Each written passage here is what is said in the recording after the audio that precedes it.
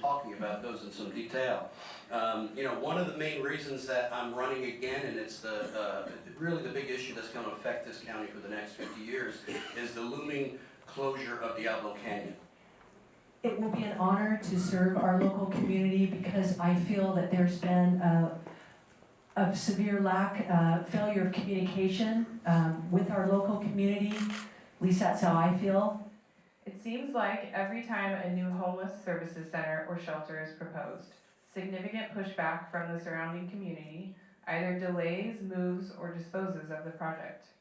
How can the county work to ensure that projects such as the one proposed for Hillside Church move forward with more success? So homelessness, it's one of the top concerns, not only in our area, but in the state. I don't think there's one person in here that has not been affected. And if we look at the current numbers, I know that that is a major focus of Adam Hill's, of his work. The only problem is what we're doing now is simply not working.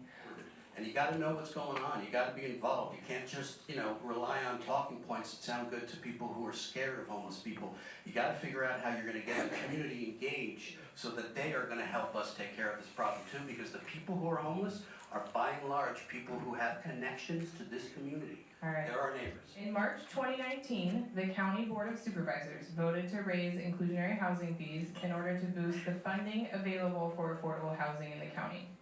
The move is expected to be temporary. What should the county's next steps be to boost the supply of affordable housing, as well as the money available to help fund it? So we need to provide a funding source, a dedicated funding source. What has not come back, because I think the board majority is not fond of any fees or taxes, is a way to have a fund every single year that does this. Not just spend money that we're getting from the Diablo settlement, but spend money that we are raising every year. So we're looking at things, or we should be looking at things like fees on second homes, fees on vacation rentals, which are real problems for our housing stock. We're looking at having a dedicated raise of taxes so that we can have this fund. But you know, the real problem comes down to the fact that we don't have enough housing, and we don't have enough housing of different types and varieties. And so one of the things that we've done, I know working really closely with this city, with SLO City, which has probably approved more housing over the last few years than any city, and certainly than it ever has before. I've made sure that in the county, we are partnering with them to make sure the infrastructure is there. So we put $1 million, I think 1.3 million into the Prado overchain. So you have to basically help offset the cost. And the larger idea that we should probably try, and this is what's hard to get all this into 2 minutes, is in our SLO COG, our Transportation Planning Agency, and at the county, we should provide funding for infrastructure to the cities, particularly the cities that provide housing. And that helps to offset the costs and helps to offset the challenge. Adam Hill recently raised fees on contractors so more houses could be built. I feel that the opposite would be the best route to take. If you lower the fees, more houses will be built. And do we, counties, governments do not build houses, contractors and builders do. So when I look at it on a business perspective, for example, I've got a friend that lives and has a lot in San Luis Obispo, and the ability for him to build two bedrooms and a studio, he's zoned for that. That can house, once it's built, can house a lot of people. But to just start cutting ground, $80,000.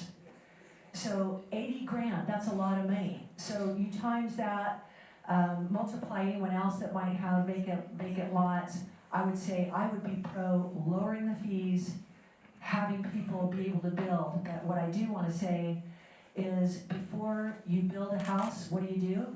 You build a good foundation, and the foundation comes with roads, infrastructure. And we're ready to, in San Luis Obispo, we're gonna build hundreds and hundreds of houses. And how long does it take you to get home? We're stuck in traffic. And I would be knocking on the door of the state and saying, you're getting some money from our, for our extra gas tax. We want some you want us to build more houses? Let's work together. Let's get some money and let's widen 227. Let's widen 101. Let's get some, instead of, a lot of people in that community do not want roundabouts. Let's get the foundation in place So when we do build homes, we're prepared.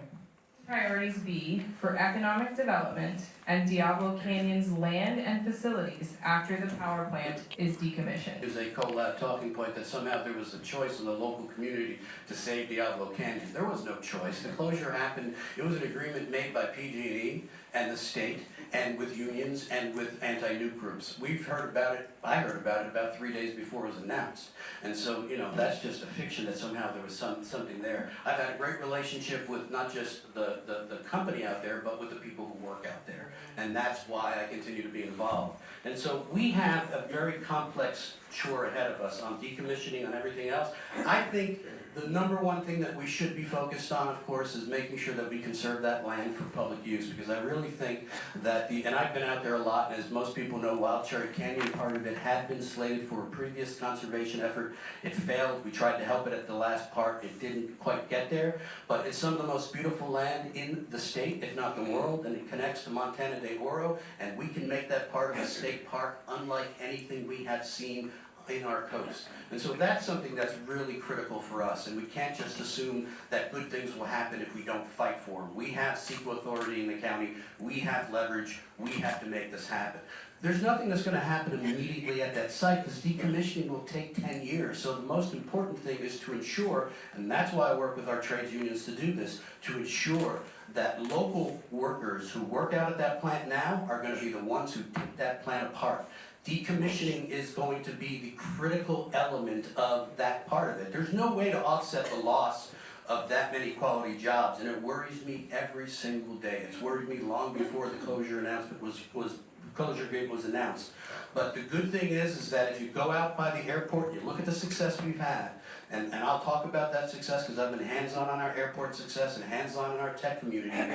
We have been able to grow jobs and grow sectors that before did not exist. Thank you. As far as Diablo, getting back to the dedication of jobs, as a business owner for 31 years, and starting from scratch and growing that to be one of the larger farmers insurance agencies in the country, I've had conversations with people, a household that maybe wanted to leave. We pretty much stopped whatever we were doing, found out what we did wrong, and to see what we could do to save that business. We had an opportunity, and I feel it was a dereliction of duty, not to go and see what we could do and ask the questions, how can we help you to relicense? How can we work with the state to reconsider the whole situation? Can we pass a resolution at the county to support the plan? Whether or not someone supports nuclear or not, regardless, it's going to be a huge economic impact to our county, which does what? The tax dollars help protect us with public safety, and it pays for our schools, for our kids. And so now we're at a situation where we have to find another economic driver to go into that location. So Hourglass is helping us with that. I'm also in agreement that there's precious land out there, and I think that we could have a park that would be awesome.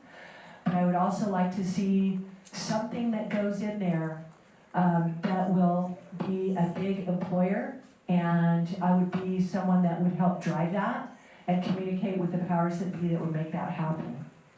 So in summary, I don't want the same thing to happen with all of our dune jobs. And it's a $243 million economic engine to our county and our area, so yes, it is a big deal.